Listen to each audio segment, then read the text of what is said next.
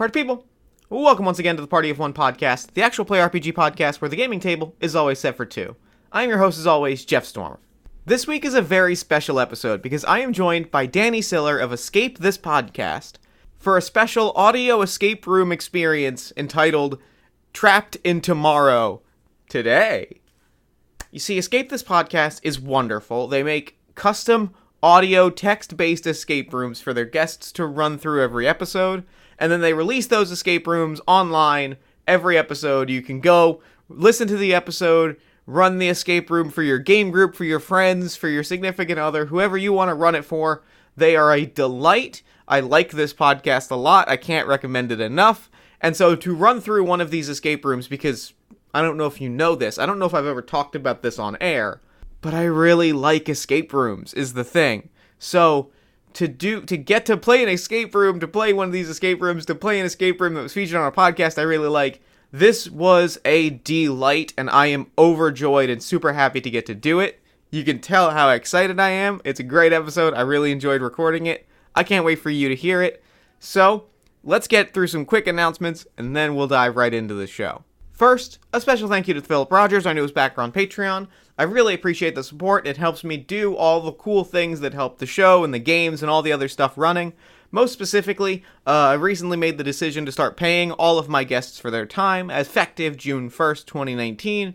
So the Patreon goes directly towards not only paying hosting fees, but also making sure that everybody that gives a little bit of their time for the podcast gets a little bit something in return in addition to a little bit of promotion. So the Patreon directly helps with that, and currently it just about covers all of the hosting fees as well as all of a month's payment to Party of One guests.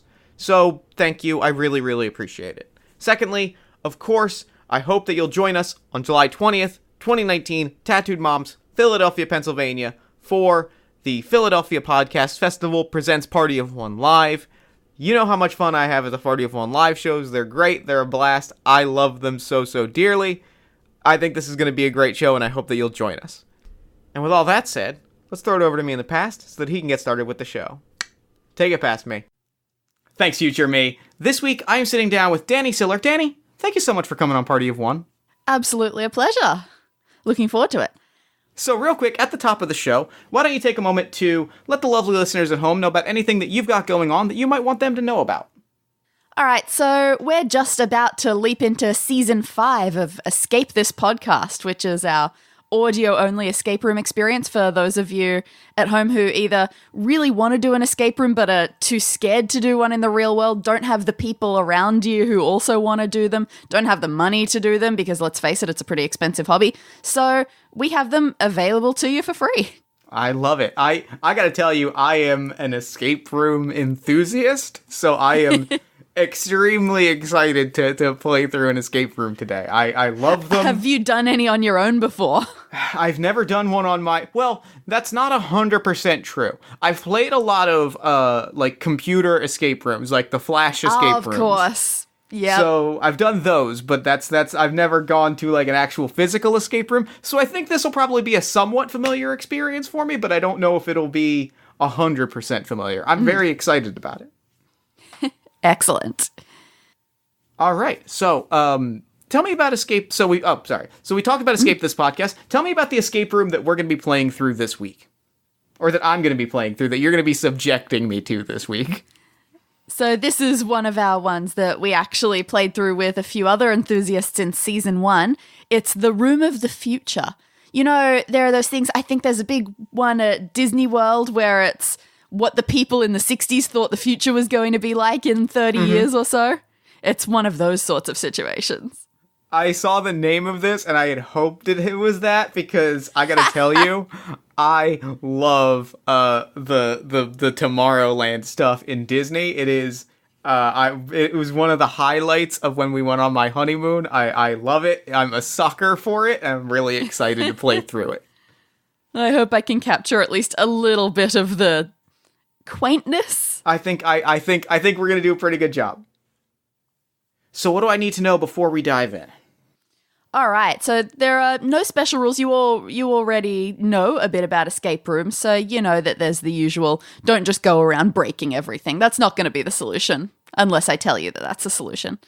It's a good idea if you've got a pen and paper in front of you so you can sketch out some of the room layout or some of the harder puzzles. Yeah, let me go grab that real quick. So, I've got my pen and paper. What else do I need to know? Beyond that, I think that's about it. I'll probably be very loose on the hints. Last time we did this room, there were 4 players, so I'll definitely be here helping you along. I'm not just going to sit and enjoy your suffering for too long. All right, I love it. I'm very excited. We'll see how much I can get through with no hints, but I will say I tend to relentlessly rely on hints when I play through the Flash escape rooms. So we'll see how it goes. Yeah, absolutely. All right, so I'm going to read you the background info, how you get stuck in this room, and then after I'm done, you can feel free to look around and mess with everything you see. All right. It's a tragic day for your little town. Your favorite childhood attraction, the Earth of the Future exhibit, is being torn down. It's just a single convention hall full of, like, flashing lights and shabby robots, inventions that seemed cool and futuristic in, like, the mid-'80s, but you loved it. You're crushed that it's going to be demolished. The day before it's due to go down, you call them up and you specifically ask if there's any chance you can go in for a last-minute private walkthrough and to say goodbye. And they accept. So you arrive in the early evening and you walk into the building and towards the exhibit hall. You write a eulogy for the place in your head as you go. So, going through the layout of this room, you enter through an automatic door at the south end of the room, slightly left of center of the wall. And as soon as you do, your feet land on a travelator, a moving walkway that slowly moves you up the room past the exhibits to your left and right. All right. I'm making very detailed notes as we go. Oh yeah, fair enough. This one's a funny room to describe. All right. Immediately to the left of the door through which you entered, there's an exhibit that's labeled The Family of the Present, with 6 statues in it representing a modern-day-ish family. Sure. Then on the westmost wall, there are 2 exhibits displaying different time periods of the past, showing off their great achievements and inventions. The first is from the 1800s, and the second is from the 1900s. 1800s, 1900s. Got it. Now where you are as you travel up this travelator, on your right, there's a big bunch of exhibits in the center of the room as well. Most of the space is taken up by a huge rectangular exhibit that's been split up into 6 small sections. And from this part of the travelator, you can see 3 of them. The bedroom of the future, the bathroom of the future, and the kitchen of the future. Bedroom, bathroom, kitchen. All right.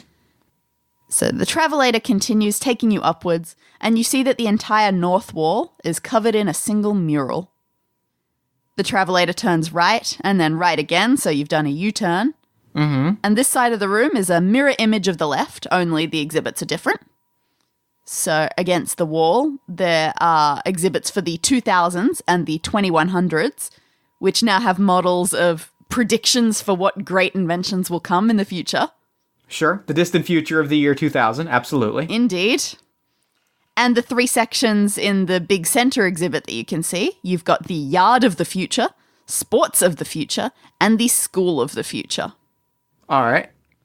Yard, sports, and school. And you keep traveling down, and back on the south wall, there's another automatic door that will take you out. And beside it, there's one more exhibit, the family of the future. Okay. A heavy sense of loss just settles into your stomach. I mean, the entertainment value isn't great when you look at it completely objectively from someone nowadays' eyes, but some of the technology was still pretty cool, and the creators clearly had incredible talent, and it's crazy that they've gone so broke that this place has to be torn down.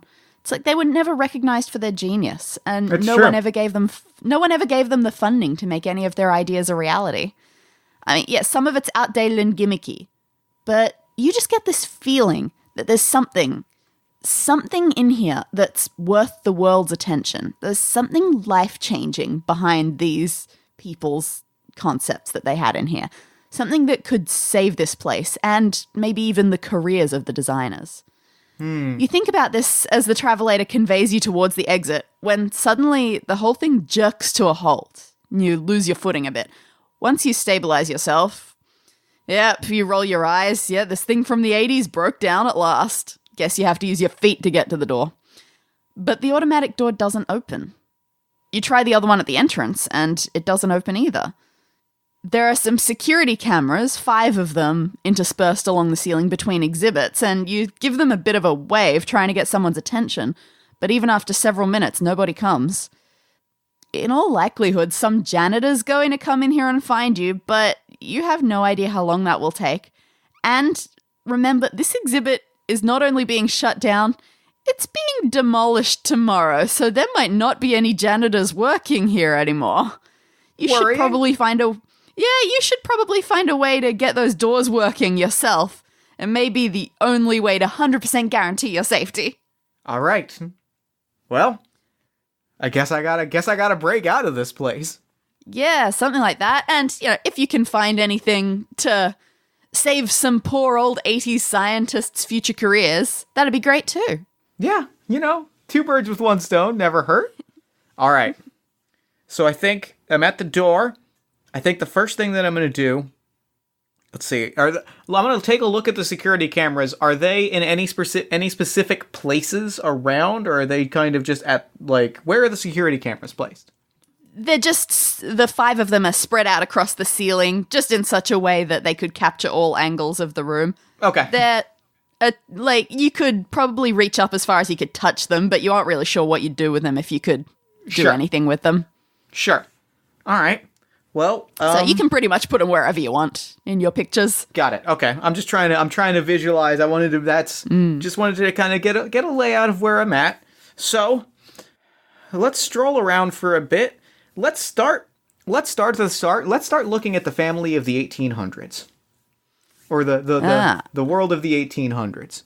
All right. Let's look at the 1800s display. So it's got just a couple of things that the 1800s were especially proud of. The 2 things they've decided to focus on are pretty important things: electricity and the telephone. So on one side of this exhibit, there's a huge electrical generator, and on the other side, sitting on a table, a very old-fashioned phone. I'm gonna pick up that phone. I mean, let's see. Let me look at this phone. Yeah. Annoyingly, when you pick up the receiver and hold it to your ear, you hear nothing.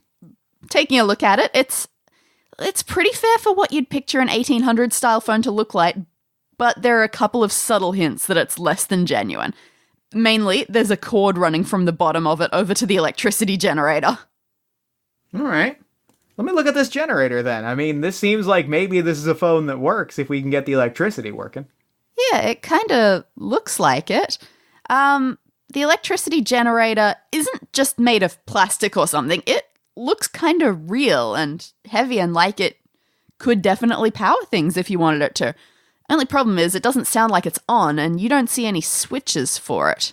You see a long cable running out from the base of it, and when it splits, one part of it goes to the telephone, and one part of it goes over to the 1900s exhibit. Well, then I guess I'm following that cable to the 1900s. It connects up to something that's in the 1900s exhibit. Very familiar, a computer. Huh. The other thing that you see in the 1900s display is that they're showcasing space travel. So there's a big old model rocket about twice as tall as you. All right, let me look at this computer. It's dated and novel at the same time. It looks kind of like it was made by someone who had been told, hey, let's show off an early computer, but they had no idea what an early computer actually looked like, so it's kind of modern mixed with some old school stuff. Sure. It's on, but the screen is totally blank, like there's nothing that's been installed. There's also no mouse. On the tower for it, though, you see some funny shaped slots where you might be able to put in an unusual chip or a really non-standard USB. They look letter-shaped, these slots. Okay. They resemble the letters. There's one that looks like a letter A, one that looks like an F, an L, an R, and a W. AFLRW. Mm-hmm. Okay. Probably not an anagram. We'll see what we can plug into there. Let me check out this rocket. So like I said, it's pretty tall, about twice as tall as you. It's covered in lights that look almost like they were stolen from a Christmas tree. Mm-hmm. None of those lights is on. And running up the front of this rocket, there are several buttons. Beside them are the words, "What's your destination?" painted on the rocket. And you see that each of these buttons is labeled with a different part of the solar system. So it's old, so it's got Pluto down the very bottom, and then the other planets consecutively going up. It's got the sun and the moon. The buttons are not evenly spaced. They're trying to work to a rough scale, you suppose, so the distances between everything is different. Like the moon, pretty close to the Earth, but the sun, way away from everything else. It's so high, it's almost on the nose of the rocket. Sure. All right. So we've got planet buttons on the rocket. All right. Worth noting for now. Let's check out. Let's leave this for now. Let's check out the bedroom, the bedroom of tomorrow. Sure. There are two types of escape room players: the ones who observe everything first, and the ones who just touch everything and press every button they find. Planning is how you succeed. That's my key, is knowing what I'm up against. So the bedroom of the future? Yes. So there's a cheap sort of bed. It's pretty dull. It's not the main exhibit for this bedroom. The feature item is the wardrobe of the future. It looks more or less like a normal wardrobe, full of clothes, as wardrobes tend to be, but there's a screen on the outside. And currently, that screen says, description? There's a touchscreen keypad underneath for you to type some letters. I'm going to type, let's type the letters AFLRW. See what happens. It comes up with a message that says, unrecognized description. Noted. So this cheap bed, can I lift up the mattress at all? It's very cardboardy, but if you lift up the mattress, you do find something underneath it. There's a folded piece of paper. All right, let me look at this paper. It looks like it's been folded. Someone was trying to be nice, but it looks like before that, maybe someone else wasn't happy with it because it's definitely very wrinkled at the same time. You give it a read, and it's a letter. Dear Professors Morgan and Carlson, thank you for the opportunity to let us review your design. Unfortunately, I must decline to offer you funding, as I find myself skeptical of certain aspects of your work. Assuming that such an invention is possible, a claim of which I am already extremely doubtful, it is utterly unsafe. Due to that, I cannot in good conscience give my support. Perhaps if your subsequent design attempts include proper insulation, they will be worth my time. I regret that we shall not work together. Sincerely, Dr. Lester Leonidas. Dr. Lester Leonidas, eh? Such colorful backstory. So tragic. Tragic, really? Okay. All right, let's... I'm going to type in Leonidas or Lester Leonidas, and try one and try the other and see if either comes up with anything on this keyboard. The wardrobe touchpad? Yeah. It still says that it doesn't recognize it. Worth a shot. And to be fair, those are pretty strange descriptions. That's fair. That is correct. Let's check out the bathroom of the future. What would you expect to find in the bathroom of the future? I mean, a super toilet, really. That is absolutely the focus item of the bathroom of tomorrow. It's the toilet of the future. There's a digital screen attached to it, which at the moment is blank, but you expect great things from it. Yep, I'm very excited to explore the super toilet of the future. What do we have? What's the featured exhibit of the kitchen of the future? It's a device that looks like a cross between a microwave and a vending machine. It's got a large panel of buttons on the side, so letters and numbers, like a vending machine would have. But you suspect that what it does is not only pick your meal, but cook it for you. Okay. All right. And it's got the normal letter arrangement on it? It's got A through Z, 1 through 9?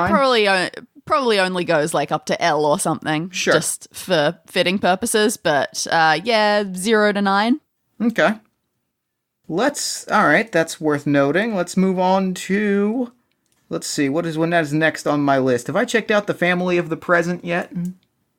Let's look at the family of the present.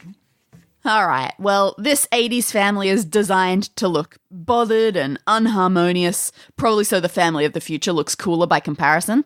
Sure. You got two kids, two parents, two grandparents, one male and one female of each, and they all look unhappy, and their clothes clash with each other, quite unfortunately.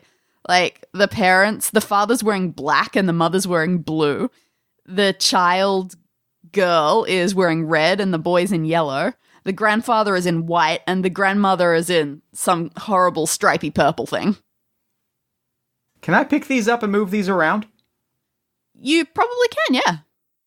It's a little cumbersome, but yeah, you can move them. I'm going to pick these up and move them around a little bit. And I'm going to arrange them in a particular order. You put them in an order that either makes sense or is particularly funny. But up to you. And you don't really notice the room respond in any way. Okay, because I was going to arrange them by Roy G. Biv, but if the room doesn't react, we'll keep that in mind, and we'll move on. Let's move on. So we've seen the family of the present. Let's see the family of the future. Oh yeah. So there are 4 beaming people in this exhibit, 2 adults and 2 children. The grandparents must have died, I guess. But in spite of that, it's clear that this is meant to be the happy, homogenous area.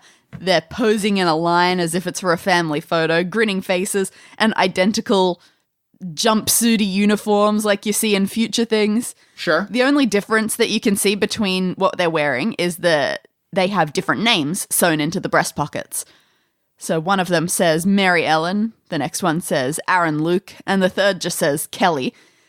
There's a bit of a glaring problem with this pretty picture, though. The final family member has been completely stripped of his jumpsuit. Oh, it's so embarrassing. Noted. So we've got to find a jumpsuit first. That's really something that I got to take care of on the list. I got to find this jumpsuit. I mean, it's just gonna weigh in the back of your mind until you do. You know, these people deserve to be put to rest in peace, and that means clothed. Let's see if we can't find something for them in the 2100s room. Ooh, excellent. There's only one thing in this display. It's pretty ambitious as far as future predictions go. It's a teleportation machine. So it's made up of 2 separate chambers. You walk in one and pop out the other. But, of course, that's not really how it works. When you get up close, you can see that with a bit of fancy cloth and a mirror, the exhibit has concealed a narrow passageway that connects the 2 chambers so that a person who walks into one would just walk down this little corridor and walk out the other. Love it. All right, so here's what I'm going to do. I would like to start just to see what would happen if I put one member of the family of today in one chamber and the same family member of the family of tomorrow in the other chamber. You waddle them over, you stick them in each side of the chamber, and you can tell when you sort of go in the chamber for a second with them that this is decidedly unmagical. There aren't any electronics in here. There is nothing. All you can see is this cloth on the inside that's concealing the passageway to walk through. Fair point. Well, all right, we'll leave them there, and if we have to come back to them later, we'll come back to them later. Let's check out the room of the 2000s. Oh yeah, so this is an interesting, sort of ambitious, but it's still pretty reasonable. They stop focus on the achievements and are now going to take some guesses. So they've got a pedestal with a pair of smart glasses, as they've called them. Who knows what that could be? And they've also got a humanoid-looking robot. I'm putting on those smart glasses. That's what's happening right here. As well you should. They're probably not as world-changing as actual smart glasses that exist right now. Sure. But they're still cooler than normal glasses. Part of the frame has 2 tiny buttons on it. One of them can change the color tint on the glass so you can coordinate with any outfit, and the other adjusts the fit so they can sit comfortably on anyone's face, like a pair of Back to the Future sneakers. How many colors? Is there a limit on the colors of the glasses? Oh, it looks like it's opening up one of those color... what do you call them? I don't know. When you're trying to do the color of something in Paint or Word or something, and it comes up with that hexagon of colors. Okay.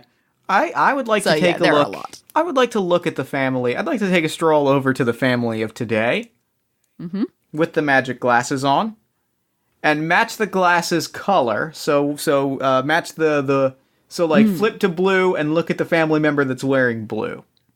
Oh, it's such a good idea, but it doesn't do anything. Worth a shot, you know. All it does is give a blue tint to everything. We're seeing, we're in the experimentation phase. We're seeing what's absolutely. Worked. All right. So we've got the glasses. Let me look at this robot. Anything unusual about the robot? Any tiny little spots or anything? Well, you can't find a start button on it anywhere, and it seems to be in some kind of sleep mode, like everything else in here. It's not working. So there must be some weird way to make it work, though. But there aren't any instructions. It's just sort of standing there. Its arms are stretched out in front of it, but it's not moving. It's a little creepy, but not going to murder you creepy. All right. Well, let's leave this for now and visit the yard of tomorrow. Excellent.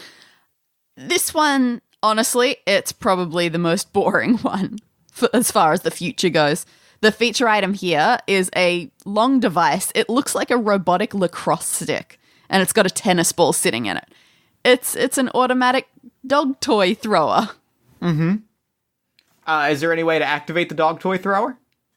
This one, yeah. So you take a look at its settings, and you can adjust the distance and the height that you want it to throw, and yeah, it looks like it's in fine working condition if you feel like chucking a tennis ball around. Let's shoot a tennis. Let's take a stroll with this. I'd like to shoot a tennis ball. I'm gonna hold on to this for later because I have a feeling I'm gonna want to shoot a tennis ball at the sun, but I don't want to do it just yet because I don't want to waste tennis balls, and I don't know if I have a limit. I might not. That's true. Better to play smart and not recklessly. Fair enough. Let's go down the line and check out the sports of tomorrow. This one is kind of cool. So it's essentially, the theme is sports, but without needing all that expensive equipment so that anyone can play them anywhere. Sure. There are models of kids in sports uniforms holding out their arms as if they're handling a baseball bat, but the bats themselves aren't physically there. They're just holograms.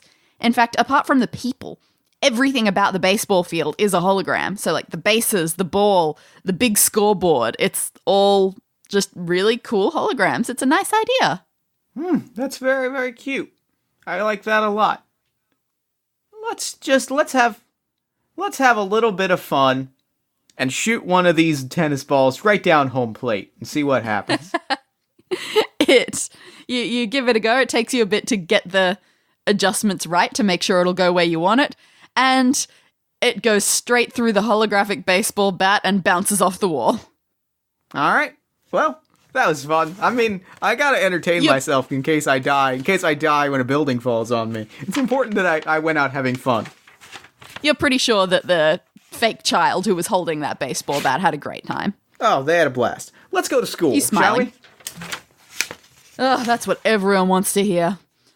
The classroom in this school of the future doesn't look that futuristic, but what you do notice, all of the students, these dummy students that are sitting at the desks. So they've all got their funny robot bodies and their round heads, and there's something attached to each one's head. It's right above the ear. There's a little silver thing. You take a look at the description of the exhibit that's written on at the front of it, and it says, "Knowledge chips, no teacher required." And you see that all of these kids, just like drilled into their fake heads, is an M-shaped chip. Looks kind of like Homer Simpson's hair in the original designs, just a perfect M shape. Well, let's grab one of these chips. You pull on it, but it's drilled into the head. All right. Well, I'm going to keep that in mind for later. In fact, you try to pull on it for a bit just in case any of them on any of these students are loose, and one of them's head just comes right off. Well, that's mortifying. All right, let's go. Let's see. I'm trying to figure out if I've checked all of the rooms. We've checked the present, the 1800s, 1900s, bedroom, bathroom, kitchen, 2000s, 2100s, yards, sports, and school, and the family of the future. All right, well, that's all of the rooms that I've got. Let's see. There's still at least one thing that you haven't looked at. Not a room, though. Is that the walkway? Not the walkway itself. One of the walls. Oh, yes, the mural. Let's look at the mural. Yeah. So this mural, taking up the entire north wall, it's a big cityscape. It's the CBD of the future. The entire thing, it's just celebrating solar power.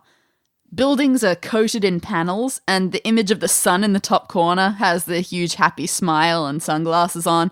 All of the painted people are staring happily up at the sun, and in fact, on the right of it, there's a rolling hill with a family having a picnic, and they're literally lifting their glasses, and there's a little speech bubble that says, "To the sun!" I love this place. I'm going to be sad this place is gone. So here's what I'd like to do.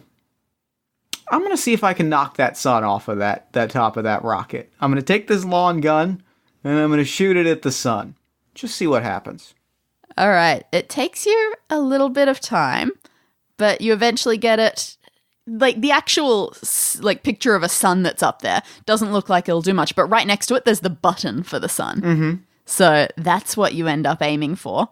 And you make the adjustments. You eventually get it there. You have to aim it pretty high, but you think you've got it. And you shoot this dog toy thrower with the tennis ball up towards the sun, and it hits. You get it smack on the sun button. The rocket rumbles for a minute, and it makes a blast-off noise. Then the whole thing starts flashing a blinding white light to represent being on the sun? It fills the entire room. It's super bright. You have to shield your eyes. Now, as you do, you can hear something going on in the exhibit against the opposite wall, the one from the 2000s. Mm-hmm. It sounds like the robot has started moving. The flashing light must have turned it on. Well, I'm going to flip these super glasses that I'm wearing to black, turn on my sunglasses. That's just good idea. That's just good eye health. As you do that, you also look at the ground for a bit while you're trying to adjust it, and you see that one of the light bulbs has actually shaken so hard that it's fallen right off the rocket. All right, I'll take that light bulb. Anything interesting about the light bulb? No, just a regular screw-in light bulb. Let's see. Trying to see if there was anything that was missing a light bulb. You haven't noticed anything. All right. Well, I'll keep it in my back pocket until that comes up. All right. In the meantime, let's go talk to this robot, or at least see what it's doing. Yeah, you walk over to it, and it's still holding its hands out in front of it, but they're kind of clasped a bit more together. It looks like it's holding an invisible soccer ball, is what it's trying to do. And it's moving, it's like tilting its head back and forth happily. It sort of looks like it's waiting for something, and just bouncing up and down while it waits. Invisible soccer ball, eh? Isn't it a shame the sports of the future was baseball? Yes, it is. Well, let's...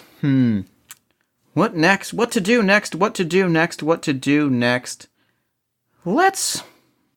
It's interesting when you're playing through a room on your own. You've only got your own ideas to handle. Yeah, I'm trying to take it one piece at a time and break down all the individual pieces that might... What's your destination? We've got the funny slots on the computer. We've got the digital screen. So the wardrobe has a description button. Can I confirm which of the dummies is naked? It's exactly the one you want it to be. It's the small boy. All right. Well, I'm gonna type in young boy or child boy into the wardrobe and see what happens. It comes up with a different message that says, "Sorry, no outfits found." Must be a grown-up's wardrobe. Must be a grown-up's wardrobe. All right. But at least you found that you were definitely giving like clothing descriptors, so it seemed to actually recognize what you were talking about. Yeah. Let's try adult man. See what happens. It comes up with another message that says more detail required. All right. Let's try Aaron Luke. It doesn't understand that. All right. Noted. Okay. Let's see. Let's take a stroll to...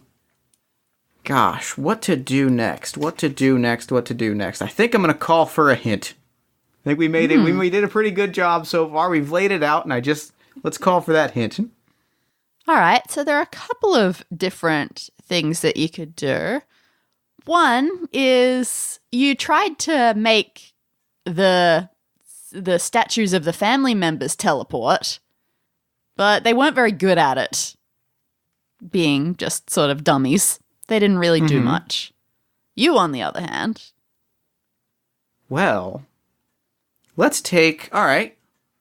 Let's see if I can teleport. Well, first off, I'm gonna see what happens when I walk through the tunnel. So I'm gonna go stand in one. I'm gonna get excited, and I'm gonna try and walk through that little backwards tunnel and teleport from one to the other. You get the feeling that if people were watching you from the outside, it would look super cool. But from your perspective, for sure. You're just walking through a small dark hallway. Right before you come out the other side, your feet get tangled up in something. Huh. You bend down to take a look, and once you get back into the light, you find that you've grabbed a jumpsuit with a name sewn into the breast pocket. What's the name? Tom Edward Nathan. Tom Edward Nathan. Well, is it a child's jumpsuit? It looks like it would fit perfectly onto that child. Well, good. I've got the names, then I'm going to put the child's jumpsuit on the child. Everything immediately just looks so much better. Let me then go to the wardrobe and see if I can enter insert clothing, if I can put in a command to have the wardrobe open if I try to put clothes inside of it. The wardrobe will open just fine. Like, no matter what you want to do. It's not it's not amazingly locked. There's a lot of clothes going on in there. You can see why it needed a lot of detail. Sure. It's just got things like of every color, every material, every type, and some of them like categorized. Like you can see that there are things like beach wear or winter wear, things like that. So I suppose they were trying to show off how the wardrobe of the future can pick out your outfit for you depending on what you want, what situation that you need it for. It's your personal clothing chooser? I'm sure there's a proper word for that. So right now, what I'm doing... Stylist. That's the word. I'm going to talk through what I'm doing right now so the listeners at home can appreciate it. Right now, I'm looking at the names of the family of the future, and I'm going to write down the first initials. So that's MEALK... T-E-N. Well, T-E-N is a 10. That's a number. That's interesting. That's something worth noting. A-L. Yeah, if people at home aren't big escape room people yet, going acrostic and going through the first letters of things, definitely a thing that comes up. Always a good thing to try. Always a good thing to try. Let's see. T-E-N-K-A-L-M-E. M-E-A-L is meal, but then what do I do with this K? Kent? K-E-N-T? Those are words. I don't know if they're the right words. Yeah, so the order that you read them in, you read Mary Ellen. Yeah. And that was right. And then you read Aaron Luke. Yep. And then Kelly. Yep. And then Tom Edward Nathan. Your final boy.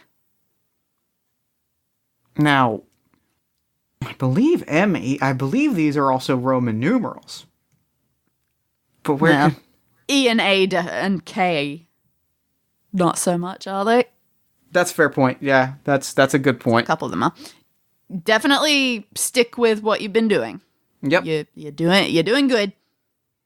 Let's see. 10K. I'm gonna have to come back to this. This is stumping me for now, but I want to. You're so close. All right, let's see. MEALK. What is K? I'm trying to figure out how the K fits into this. A-L-K. Fair enough. Listeners at home have already solved this and are kicking me, so I'm gonna... The K does seem a bit strange. If the K weren't there, what would you be thinking? Oh my goodness. Alright, I got it. Everyone? I got it. We're gonna go to the microwave of the future. The one that has vending machine-like buttons? And we're gonna type in K10. As soon as you press that 0, the device whirs and it spits out a plate triumphantly. Alright. The problem, that isn't food that's on it. And maybe it looked like food once. Like, it's clearly plastic. So it wasn't spitting out real food, just demonstrations of food. And maybe it looked like food once, but over time and maybe the poor mechanics of it, what was meant to be a nice meal is just kind of a gross-looking lump. Sure. On the plate, on the plate, you see an expiration date, one that's way in the past. And along with that are the words, "Please dispose of this product once expiration date has passed." What's the expiration date? Is it a number that matters, or is it just some time in the past? It's just a time that is upsettingly in the past. All right, well, let's see. Where can I throw something away? See if I didn't make any notes of a trash can. What's the shape of the lump? Is it just kind of lump shaped? Yes. Great. Wanted to make sure it wasn't round so I couldn't get this robot to kick it, because that would be fun. Let's try this. Let's try flushing it down a toilet. Oh, man. You drop the lump in. It fits into the toilet of the future. And the little computerized display on the toilet flashes a word. All right. It says processing, and then a little percentage bar appears telling you how much progress it's made. And when it reaches 100%, more words pop up. Analysis complete. Warning, traces of clothing fibers identified in sample. Be advised to wear sturdy clothing. Sure, that makes sense. Well then... Yeah, so apparently they made that plastic food lump out of discarded clothes. That's gross, but wear sturdy clothing. Well, that feels like it's gotta have something to do with the wardrobe. Let's try typing in sturdy, like adult male sturdy, into into the wardrobe's touchscreen. You type in sturdy and a loading screen comes up. After about 10 seconds, it shows you a picture of your perfect outfit for you to choose. Good. And as you specified, it looks pretty sturdy. It recommends that you take a pair of thick beige pants, a black shirt, a huge woolly red scarf, and as an added accessory, lime green sunglasses. Of course. Well, I'm going to stash my smart glasses. Actually, there's no mirrors or anything. No. All right. Well, so let's see. Say again what I've got, so I can write it down. It's telling you to wear just some thick beige pants and a black shirt, a huge woolly red scarf, and lime green sunglasses. It doesn't actually, shoot the clothes out at you. It's just telling you, here's what you want to pick. All right. Can I find... I think I'm going to go through the wardrobe for a second and see if I find those pieces of clothing in there. You do, and, the pants and shirt look like they'd more or less fit you. The scarf is insane, though. It's enormous, and it's really badly fraying. So if you pull on it even a little bit, the whole thing starts to unravel. So you just got, a long woolen thread. Mm-hmm. Well, I'm going to hold on to all of this clothing. You only live once. Let's put on this weird clothing. Oh, it's pretty good. I mean, the scarf is falling to pieces around you, and it's going to be dragging on the floor behind you, but the rest looks pretty solid. Of course, without the glasses, the whole thing just doesn't really come together yet. Sure. So I'm going to walk over to the family of today and look at their clothing. Do the colors match the clothes that I'm wearing? No, not at all. Look, Okay. their clothing looks like it was deliberately chosen to not match anything particularly well, just to add to the discord feeling. And there's no green sunglasses here? There are no green sunglasses there. Now, did I find the green sunglasses, or were they not in there? Oh, you didn't find sunglasses in there. All right. Well, then why don't I put on my smart glasses and flip them to green? That seems to be the closest that you can come to it. You press around the buttons and you find one that goes to lime green, and as you'd expect, the whole room kind of takes on a lime green shade. Mm-hmm. You don't really notice too much change, but as you're walking around, one thing does definitely catch your eye. All right. It's in the sports exhibit. It's the holograms.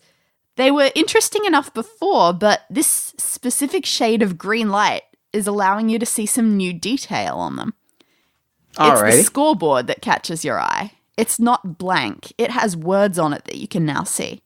It says, the ref has called it 106 to 58. 106.58. 106 to 58. 106 to 58. 106. All right. Let's figure out where. I'm going to type those numbers into the vending machine and see if it does anything. I don't assume it would. No, it doesn't recognize that. There aren't enough fake meals in there for that. Sure. Let's see. Anywhere else with buttons? There's the computer. Let's see. Let's start marking off stuff that I've completed. That might be the best approach. We've worked our way through the room of the 2000s, except for the robot. We got the smart glasses. The 2100s, we got through the teleportation chamber. The family of the future, we cracked that one. The sports of the future, we got a number out of that, and that feels like might be the best we're going to get out of the sports of the future. The school of the future, I've got to figure out a way to pull out these chips. That's going to be critical. The yard of the future, we got the dog toy out of that. Let's see, we haven't cracked the 1800s and 1900s yet, but I have a feeling I'm making my way towards that. The bedroom, we pretty much got everything out of the bedroom, at least to the best of my knowledge. Yep, you did a good job in that. The bathroom, I think we did pretty well. The kitchen, we did pretty well as well. So we've got the school, we've got the family of the present, the 1800s and the 1900s. Unless there's secrets, I feel like that puts us in a pretty good place. Nope, I admire your methodical approach. It's really nice to see. Let's see. The robot is still bouncing around expectantly. And there's no buttons or anything on the robot, but it is playing soccer. Well, it's just sort of holding its hands out in front of it, almost like it wants a soccer ball but doesn't have one. But I don't have one either. Wait! I'm gonna grab one of the heads of the robots. And give it to the robot and see if it kicks it? Give it to the robot and see if it kicks it. Well, it actually does fit pretty perfectly into the robot's hands. It does not kick it. But some gears in its hands start to move around. And it rotates the dummy head until that M-shaped knowledge chip is pressed into one of its palms. The palm locks onto it like there's a magnet there. And then it starts rotating until the chip has been completely removed from the head. Huh! And then the robot drops them both. Yes! I'm so excited! I'm going to take that M chip. Now, thank you, robot friend. Thank you, robot friend. Your sacrifice will not be forgotten. I'm going to go to this computer, and I'm going to plug that M chip. Or rather, I'm going to flip it upside down so it's W-shaped and see if it fits into this funny slot on the computer. It absolutely does. All and right. As soon as you stick it in, words start coming up on the screen. There are two options that appear that look like you can select them. One of them says generator on/off, currently set to off. The other says camera footage. Well, let's hit camera footage first. Because the generator's obvious, but let's watch this camera footage first. Okay, so at first this looks really promising. There are 5 separate icons that show up, each with a title that says read camera something. the final something just has like a code name. So like camera 1, it says read camera vamp. So I guess they decided to call that one vamp. Sure. Camera 2 is called pale, P-A-I-L. Okay. Camera 3 is called trickle. Yeah. Camera 4 is house. Say again? House. Spell it out for me.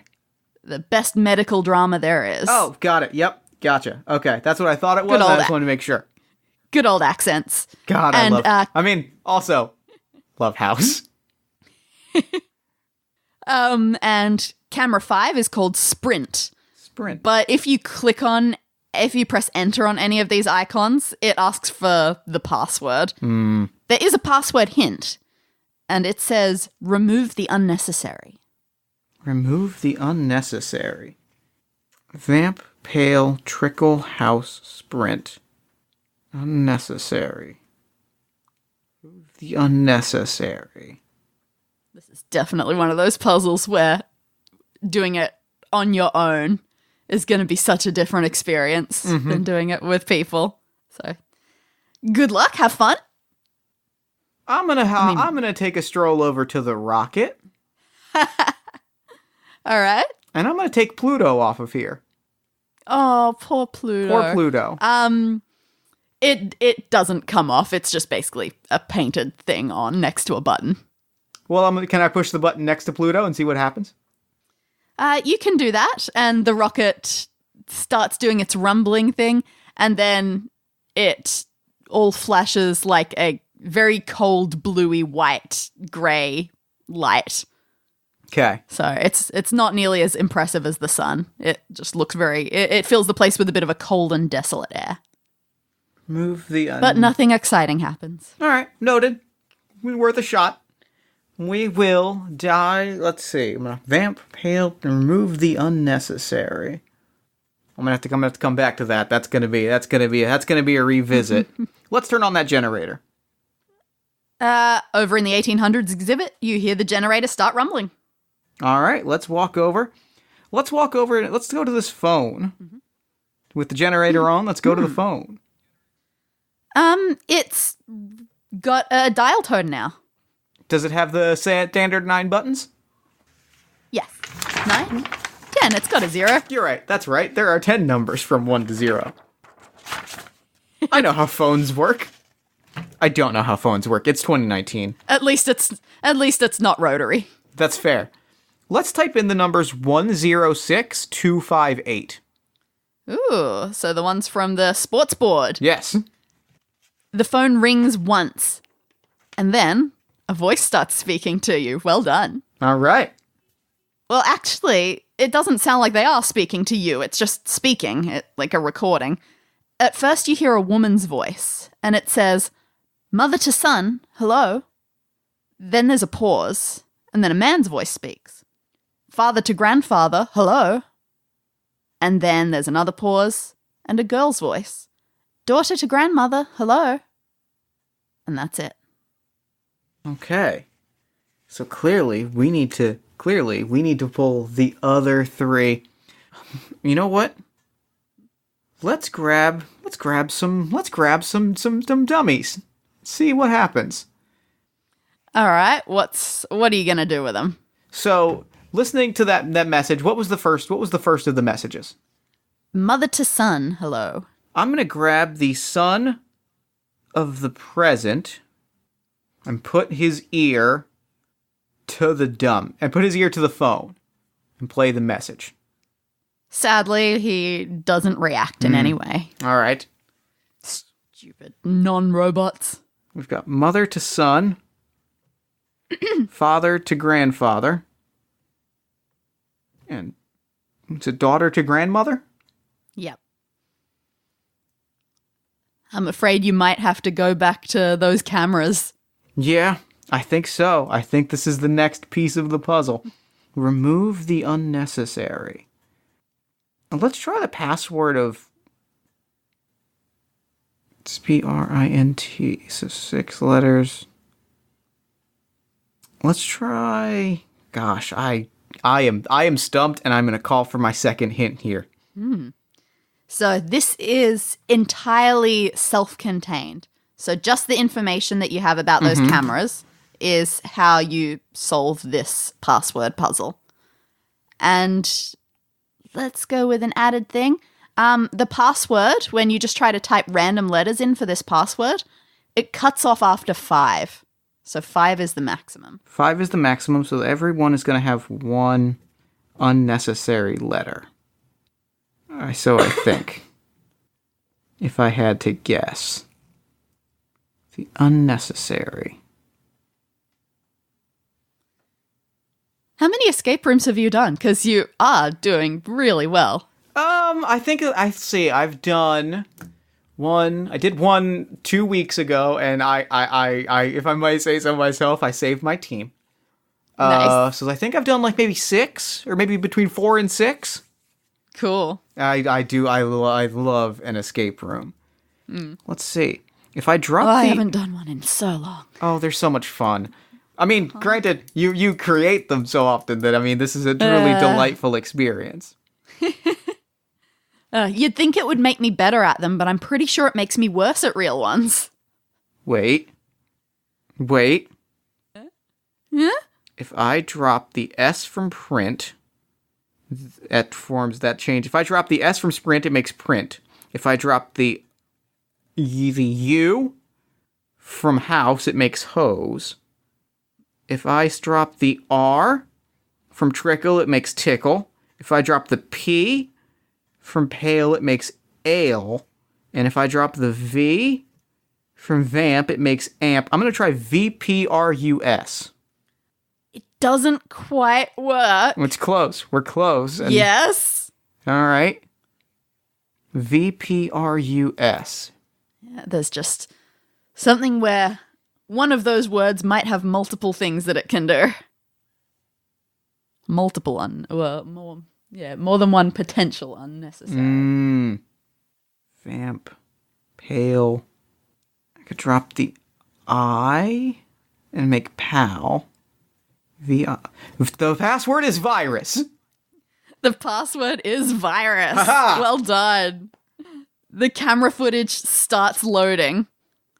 In the first lot of footage that you click on, there isn't very much interesting, just lots of minutes of guests walking through, pointing at exhibits. The next video is about the same. The final one that you finally look at shows footage not of guests, but of a maintenance worker going about his business after the exhibit has closed. He goes around, he's tidying for a while, and then he heads over to a small space between the 2000s and 2100s exhibit. He looks up at the ceiling, raises his arms, and reveals a hidden door up in the roof. What? Like an inconspicuous maintenance area. What? Well, I gotta get to this hidden door then.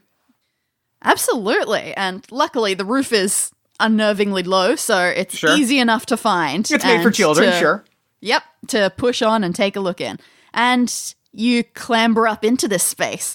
It's really cramped. You can't walk around without hunching. And it's actually pretty lucky that that's true, because it means you look down.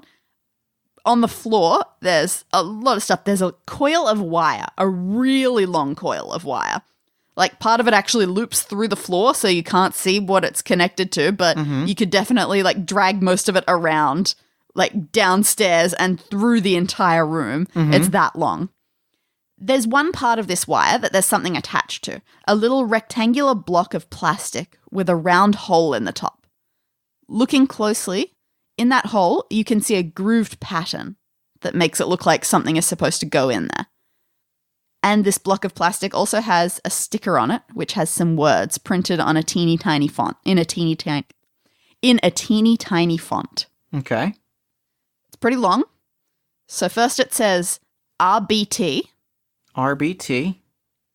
Then there's like a hyphen. Mm-hmm. And then it says DGTY. Okay. THR. THR.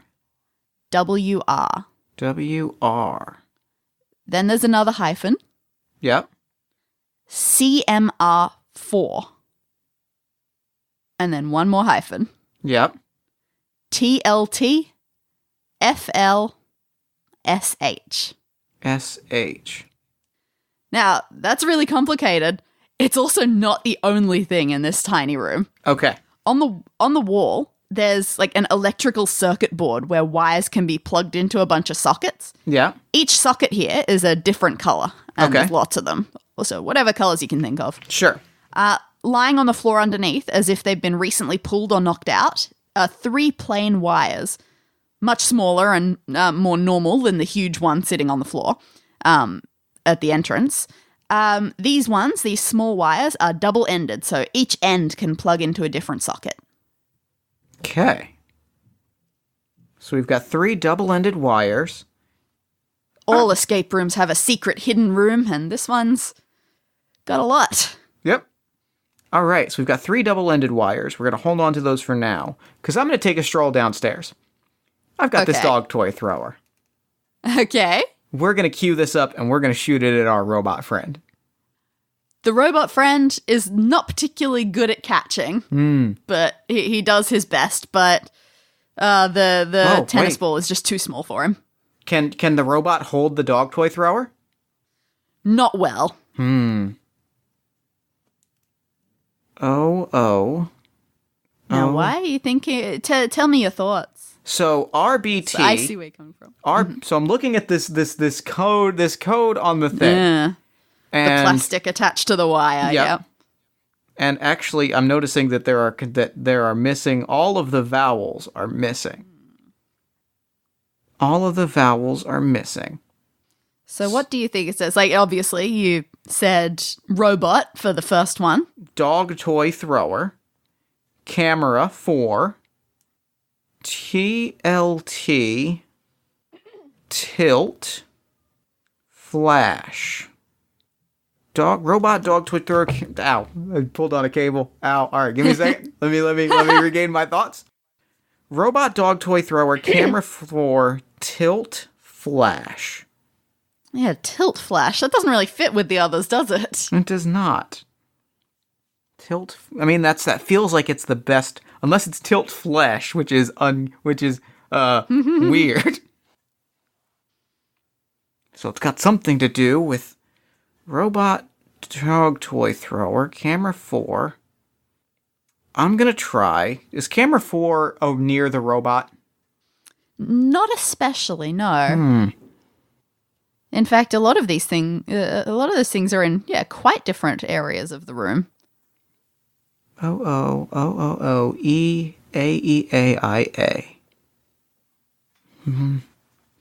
Let's see. Tilt. Alright, I feel like I'm close, but I am coming up short on this one. E-A-I-A. Double-ended wires. I've got this light. Where can I plug this cable in? Because I can go with the cable pretty much anywhere. There's not somewhere... So, this super long cable, it doesn't look like it plugs into something. It looks like the bits that might plug into something have gone sort of through the floor and into some other area. All you have is just this long, almost like a circle of cable, just this long loop. But yeah, that is what this little plastic thing was attached to, and where those letters were. Can I ask for my third hint? So, the fact that these letters are attached to the plastic thing with the hole in it, which is attached to this one long looping wire, is all contained in itself and all important for itself. Oh, that's so hard to describe. No, I gotcha. So we've got these... and also that tilt flesh may have... look around the room and you might find... again, if you look at all the objects in the room, you might figure out what that actually refers to. Tilt flesh. Because, it's not going to be tilt flesh, thank God. But yeah, the others were all definitely things in the room. Yeah. Tilt flash. Let's see. What is in the room? It might have letters like that. Yes, it might. Is it FLSH. TELEF. Could be telly. And where does the phone... Could be the telephone. Because TELEF. Let's see, LSH.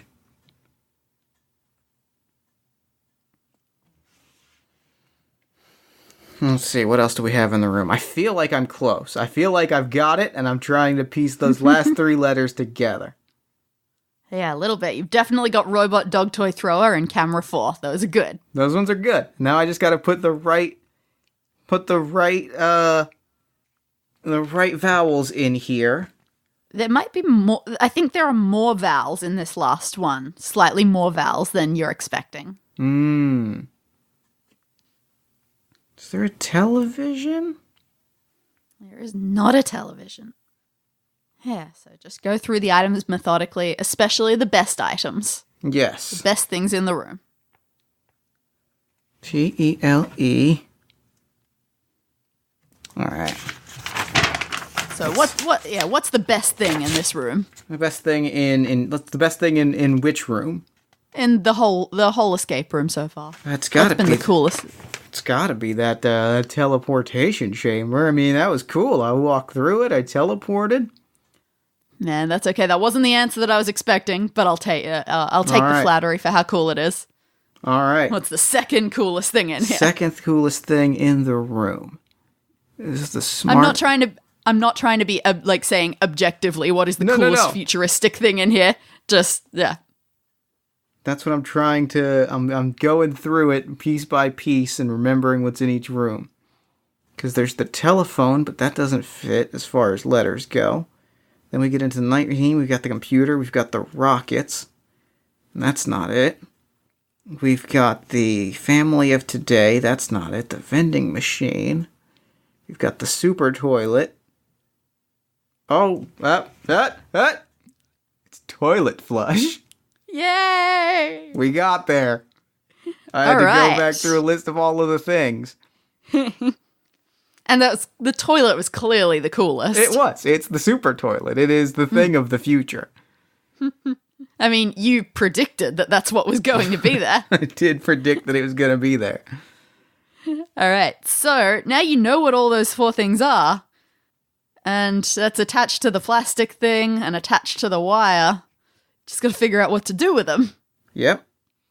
Because we've got the robot, dog toy, the flushing of the toilet, and camera 4, which is house. I'm going to... So if I move the robot, can I move its limbs? It doesn't... you'd be fighting against its natural mechanics. It doesn't really want to. And it's not going to hold the dog toy thrower? No. Let's see what happens if I try to flush a tennis ball from the dog toy throw down the toilet. The flush doesn't do much. It's not 100% functional, but it does start trying to process the tennis ball. And again, it tells you that something in this material is not quite something you should have been eating. Well, I don't need your judgment, but I appreciate that. Let's see. Gosh. Toilet flush, camera 4, dog toy thrower, robot. The robot was found in the yard. No, the dog toy device. The dog toy was thrown in the yard. The robot is in the 2000s. Camera 4 could be anywhere, and toilet flush is in the bathroom. Yeah, so they're all pretty definitely in separate things. It's not so much about what they are that matters. Like, it could have been any objects, really. Sure. That I picked for this puzzle. Okay. Let's see. We've got robot. The fact of where this clue of these words was found is definitely important. And they found on the cable. Yes, on this incredibly long cable. And can I bring the cable to other places? Like, can I pick it up and carry it around, or is it kind of in place? Look, a little bit of it seems to be in place in the floor, but it is so long, you can easily take it around. Is there a plug on the robot that I can plug it into? Or is there anything on the robot that might fit into this? So it won't plug. You can't find, like, an end to this cable. It seems to be a loop. But you're on the right... You're basically doing it. Just without the plug part. Can I wrap it around the robot? Like connect the 4 via cable? You can. So you wrap it around the robot, and then you go over to the dog toy thrower, and you wrap it around that. Camera 4, you toss it up so that it loops around that, and then you go over to the toilet flush. Oh, as soon as you touch the wire to the toilet flush, you leap backwards and drop the whole thing because you get an electric shock. Oh. This wire is not an insulated wire, apparently, and something just happened. So you are clearly doing something right, something very important, but you got hurt. And we don't want that. We don't want that, so I've got to plug it in. I've got to unplug, and... Do you remember anyone talking about insulation? I do. It was Lester Leonidas said that this thing needed insulation in order to work better, and now I'm starting to see why, because I got zapped. Yeah. But that also means you're probably right on the cusp of finding something. Something very important. Very exciting. I'm going to go through the wardrobe and see if I can find some insulated gloves or something that I can insulate my hands with. Insulated gloves. You don't seem to find anything of that regard. Apparently, they only cared about, what's something that's non-insulated. I don't know my materials very well. Metal gloves. Those are the only gloves they had in the future. Now, what about this long scarf? Could I wrap the scarf around the wire and sort of insulate it that way, or around even either that or the toilet flush and insulate it that way? So that scarf that was rapidly unraveling was so long, and especially with the unraveling effect, it could actually loop. It would take you a while, but you managed to coil that wool around the entire wire, and you're pretty confident that it's not going to zap you again. Well, then let's plug it in. Let's wrap it around that toilet flush and see what happens. All right. It's just long enough to make it around all those objects, and you get it in position, you put it on the toilet flush, and the wire starts moving like it's on its own mini conveyor belt. Like, that's interesting. If it's moving on its own completely, it's almost like a perpetual motion device. Oh my god, they invented a perpetual motion device, but they couldn't insulate it? Surely they... Well, so it was rejected. That's heartbreaking. All right. However, that's clearly something that's going to make those inventors rich and famous and powerful. It is. I just got to get out of here and find it. So I'm going to look at these. I'm going to look at these wires again. All right. Just to recall, there was also, remember that little plastic thing had a hole in it? Oh, yes. With some little grooves in it? Yes. Were they light bulb shaped grooves? Your light bulb could fit perfectly in there. Let's screw in that light bulb. And now that you screw it in, it lights up a little bit, just to show that power is actually being produced. It is producing infinite power, and they have... My goodness, I gotta get out of this. All right. Well, now I just have to get out of here, and I can prove it, and we can save the land of tomorrow. All right. Let's build this. Let's look at these 3 wires, the double-ended wires. Okay. So these 3 double-ended wires, perfectly plain, perfectly normal, but you've got this circuit board on the wall where all of the sockets are different colors. Yeah. Can I flip the colors on the glasses to match the colors on the wall? Does that do anything? It does not do anything. Okay. And are there colors on the wires that match any of the sockets in the wall? The wires do not have colors themselves. Okay. It was beige. Wait. Huh? The family of today's outfits didn't match, but they were all color coordinated in a certain way. And there were 2 kids, 2 parents, and 2 grandparents. There are 6. Remind me of the colors of the family of today. So the parents, one of them was wearing blue and one of them was wearing black. The children, one of them was wearing yellow and one of them was wearing red. And the grandparents, one of them was wearing white and one of them was wearing stripy purple. All right. So the parents were wearing blue and black. The grandparents were wearing stripy purple and white. Stripy purple and white. You do indeed see a stripy purple socket. I do, and I'm certain I see a white one as well. Or do I see a white one? All right. Yep. I'm feeling good about this. And the parents were wearing red and yellow? Blue and black. The kids were wearing red and yellow. Okay. I think I'm about to crack this. We are going to take... What color was the mother wearing? Blue? You know what? I'm going to have to scroll up to see if I can remember. Family of the present. Yep, the mother is wearing blue. So I'm going to take the blue and connect it to either the red or the yellow, whichever color the son is wearing. That is the yellow. And why is that? Because mother to son. Ooh, the phone call. The phone call. So we're going to connect the color the dad is wearing, which would be black, to the grandfather's color, which is white. Mm-hmm. And we're going to connect red to stripy purple. Taking the phone call and connecting those colors to those circuits and see what happens. Below you, in the room, you hear the sound of mechanical structures shuddering to life. You peer back down the way you came, and you see the conveyor belt floor moving once again. You leap out of the maintenance space and you rush towards the automatic door, which at long last senses your presence and opens for you. You stand still for a moment and take a deep breath of the non-stale air, and then you immediately proceed to find a phone so you can tell the world what you've found here, because you have saved Professors Morgan and Carlson's careers for sure. And maybe you can expect a nice cut of those handsome perpetual motion profits. I did it! Oh, I'm you so did happy. it!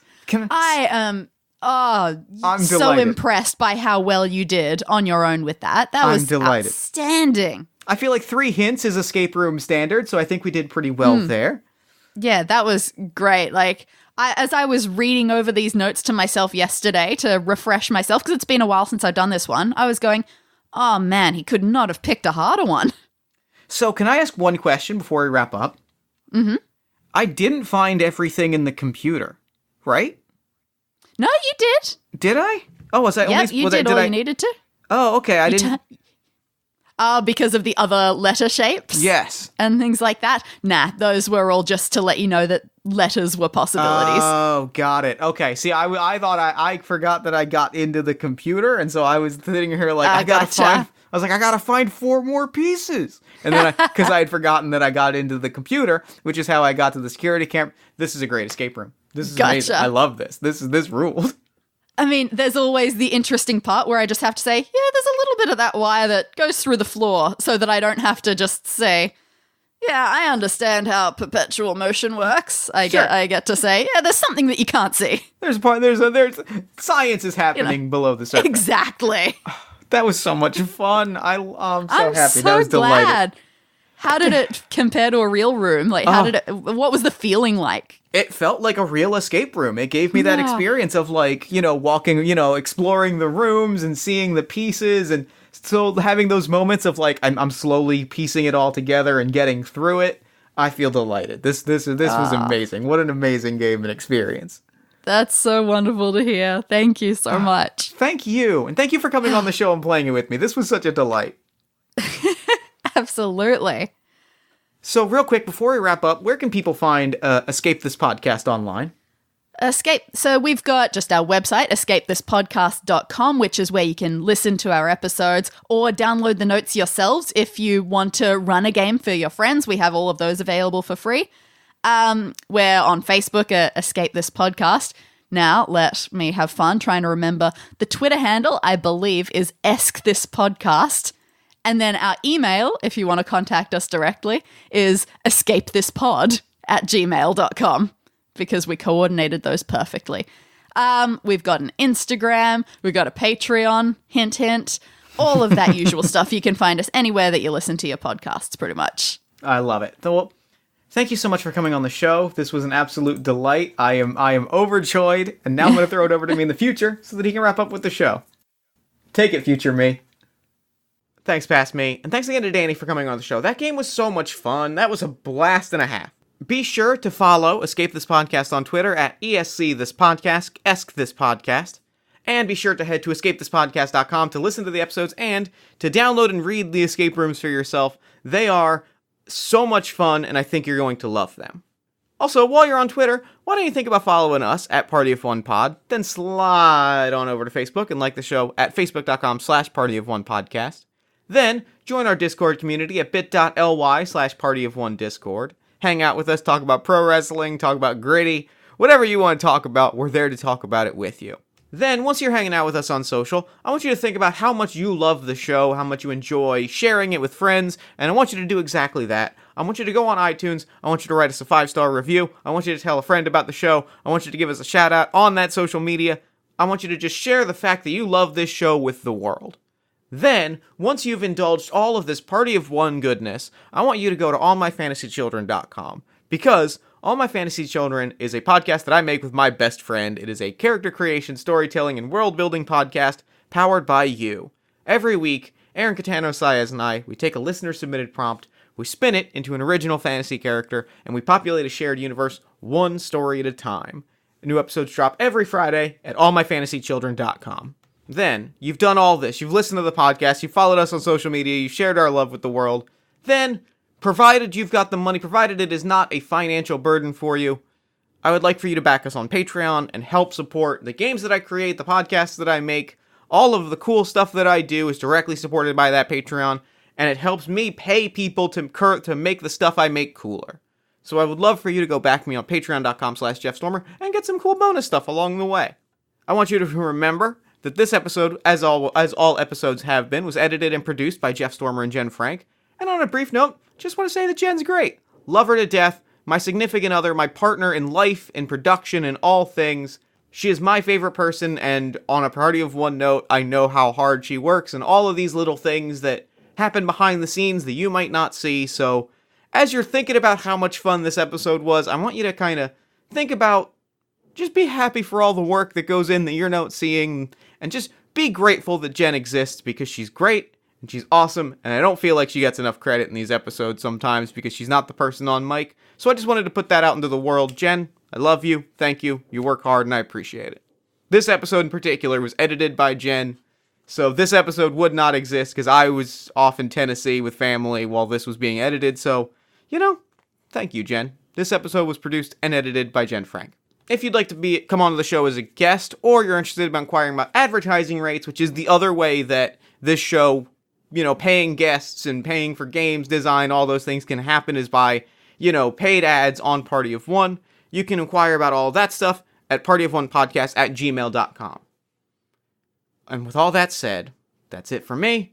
Until next time, thank you so much for listening. Remember to fight the forces of fascism every single day. Remember that self-love and self-care are radical, defiant acts of resistance, and as always, party on, everybody. Never gonna die.